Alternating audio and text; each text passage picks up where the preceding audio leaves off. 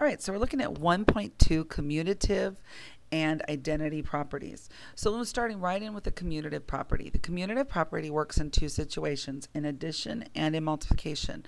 No subtraction, no division. Basically what the commutative property says is I can add in any order I want, or I can multiply in any order. A plus B is the same thing as B plus A. T plus S plus R is the same as S plus T plus R. A times B, same thing as B times A. T times S times R is the same thing as S times T times R. You can move around your letters or your variables. So if you wanted to look at it as an actual number here for the addition part, 2 plus 3 equals the same thing as 3 plus 2. They both equal 5. So let's use that commutative property and let's write some equivalent expressions.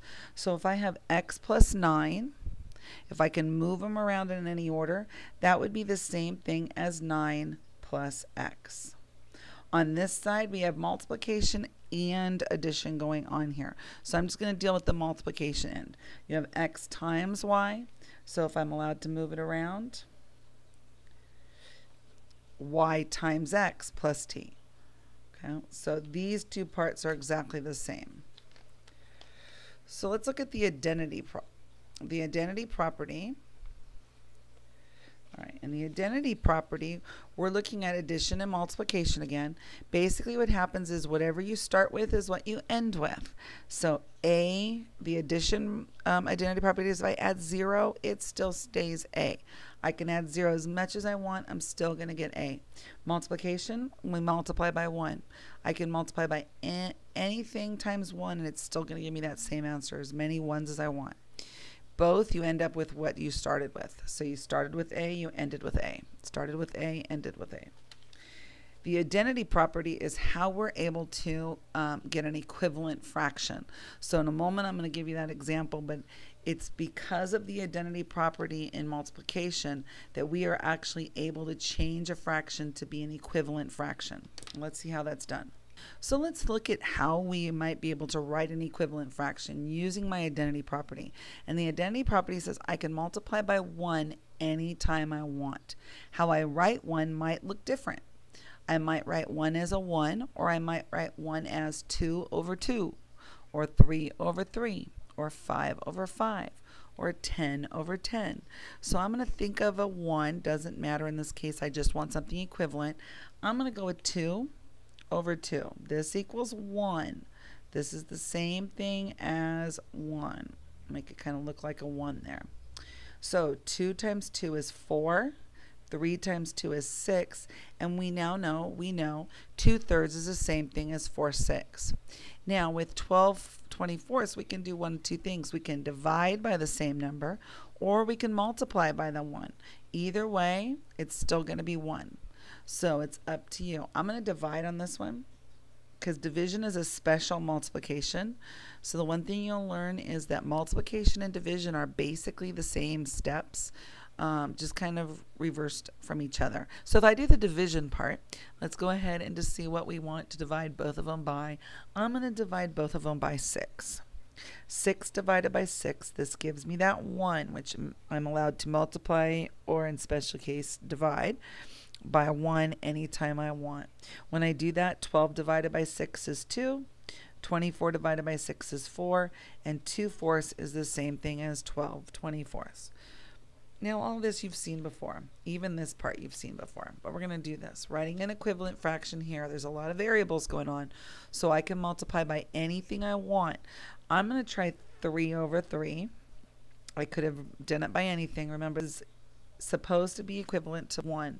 So as long as the top and the bottom are exactly the same, it is a 1.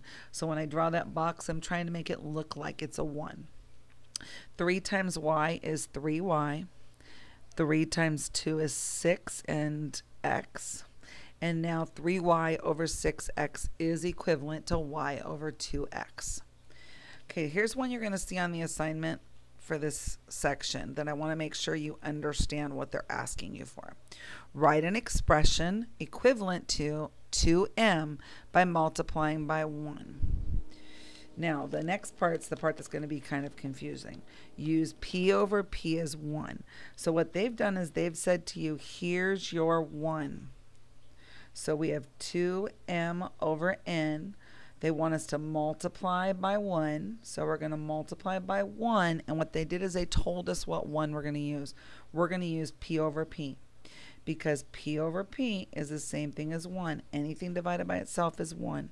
So 2mp over np. And I'm done. So when you come to a problem like that, hopefully you'll be able to check back in your notes and be like, oh, that's right, that's what it meant. Okay. Simplest form.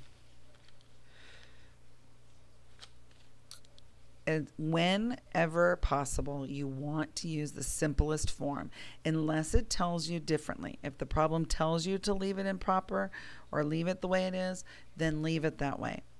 But typically you want to get to the simplest form. Couple other things I want to go through. You almost always leave your answers in fraction form in algebra. Very rarely do we use decimals or mixed numbers. We usually stick with fractions. So when in doubt, leave it as a fraction. If it tells you to write it as a decimal, then write it as a decimal. Almost always leave a fraction improper.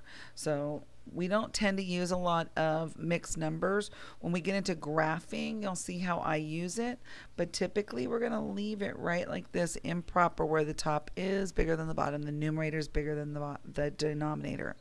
So let's look at a problem, and I apologize for squishing it in here, but I didn't want to waste any paper. So again, we're looking at simplifying, and anytime we can get two things that are the same together on top and on bottom, we have 1. So for example, we have a over a. That equals 1. So I'm going to go ahead and cross those out. C over c, that equals 1. Cross that out. Now what I'm left with right now is 9b over 3. And although 9 over 3 is not 1, I can rewrite b as 3 times 3 over 3. And these two become the 1, and I'm left with 3b. Now, if you really are very comfortable with this, at this point you could have said 9 divided by 3 is 3. It's the same thing. This is just visually showing you how to do it.